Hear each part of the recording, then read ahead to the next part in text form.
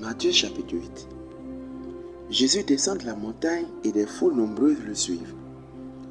Un lépreux s'approche, il se met à genoux devant Jésus et lui dit : « Seigneur, si tu le veux, tu peux me guérir. » Jésus tend la main. Il touche le lépreux en disant : « Je le veux, sois guéri. » Aussitôt, l'homme est guéri de sa lèpre.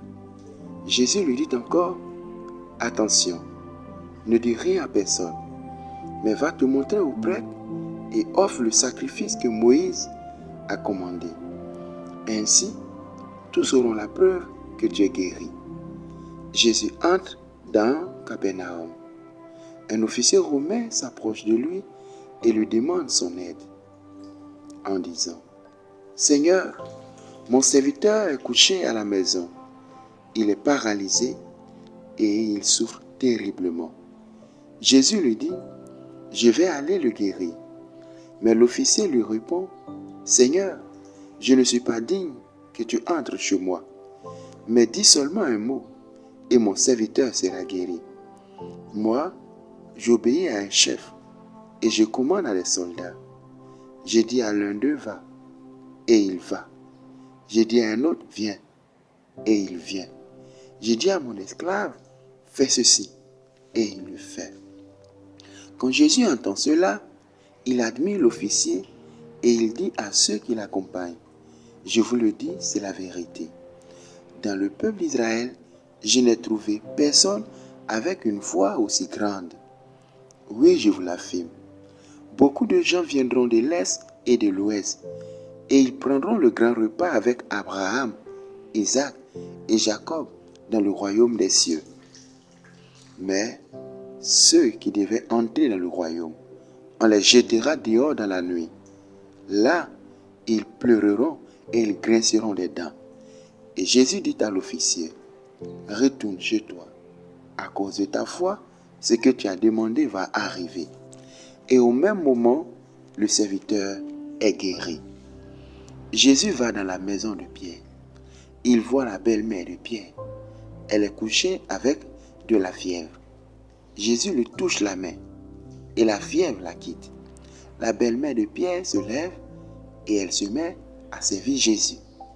Le soir arrive, on amène à Jésus beaucoup de gens qui ont des esprits mauvais.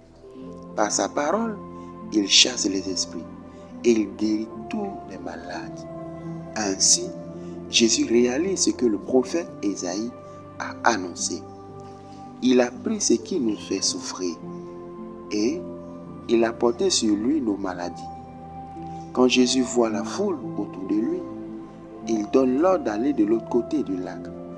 Alors, un maître de la loi s'approche et lui dit : « Maître, je te suivrai partout où tu iras. » Jésus lui répond : « Les renards ont des trous pour s'abriter et les oiseaux ont des nids, mais le Fils de l'homme n'a pas d'endroit pour se reposer. » Quelqu'un d'autre, un disciple, dit à Jésus : « Seigneur, permets-moi d'abord d'aller enterrer mon Père. » Jésus lui répond : « Suis-moi et laisse les morts enterrer leurs morts. » Jésus monte dans la barque et ses disciples l'accompagnent. Tout à coup, une grande tempête se met à souffler sur le lac. Les vagues vont bientôt recouvrir la barque et Jésus dort. Les disciples s'approchent de lui. Ils le réveillent en disant : « Seigneur, sauve-nous, nous allons mourir. » Jésus leur dit : « Pourquoi est-ce que vous avez peur? Vous n'avez pas beaucoup de foi. » Alors il se lève, il menace le vent et l'eau, et tout devient très calme. Tous sont très étonnés et disent : « Qui donc est cet homme? Même le vent et l'eau lui obéissent. » Jésus arrive de l'autre côté du lac, dans le pays des Gadaréniens. Deux hommes sortent du cimetière et ils viennent à sa rencontre. Ils ont des esprits mauvais en eux. Ils sont très dangereux et personne n'ose passer par ce chemin. Ils se mettent à crier : « Fils de Dieu, qu'est-ce que tu nous veux? Est-ce que tu es venu ici pour nous punir avant le moment fixé par Dieu? » Un peu plus loin, il y a un grand troupeau de cochons en train de chercher leur nourriture. Les esprits mauvais supplient Jésus en disant, « Si tu veux nous chasser, envoie-nous dans ce troupeau de cochons. » Jésus leur dit, « Allez-y. » Les esprits mauvais sortent des deux hommes et ils entrent dans les cochons. Alors, tout le troupeau se précipite du haut de la pente dans le lac et les cochons se noient. Les gardiens du troupeau partent en courant. Ils vont à la ville.